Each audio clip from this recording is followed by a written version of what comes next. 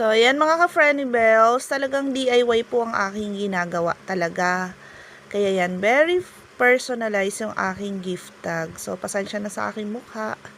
Babasura din naman yan. So, yan, ganyan lang siya. Ilalagay dun sa ating box. So, yan naman ang ginagawa ko. So, fast forward tayo mga ka-friendship kasi hindi po siya kasya sa ating oras. So, yan. Kung makikita nyo, parang ang bilis, no? Or kaya parang madali po siyang gawin. Pero mahirap po yan. And then, kaya ako gusto yung DIY kasi napagawa ng mga gift kasi nga, nai-enjoy ko siya. Nakakawala siya ng pagod. At saka kung may oras naman, ayan, pwede tayong gumawa ng sariling atin. May touch of love pa ang ating ibibigay. So yan, ang nilalagyan po natin na ngayon, kasalukuyan, is yung pambigay ko sa mga taong inaabala ko lagi. Or naaabala ko. Yan. So yan, ganyan lang naman ang paglagay-lagay. So yan, nakakaganda din pala yung mga ribbon.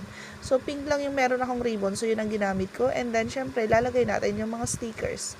Ayan, yan lang siya. And gagawa din ako ng isang video kung saan dahan-dahan kung pakita kung paano ginawa para magkaroon din po kayo ng idea. So yan, bali 6 ba yan or 5 yata yung mabibigyan natin yan. So 6 yung ating gagawin na ganyan.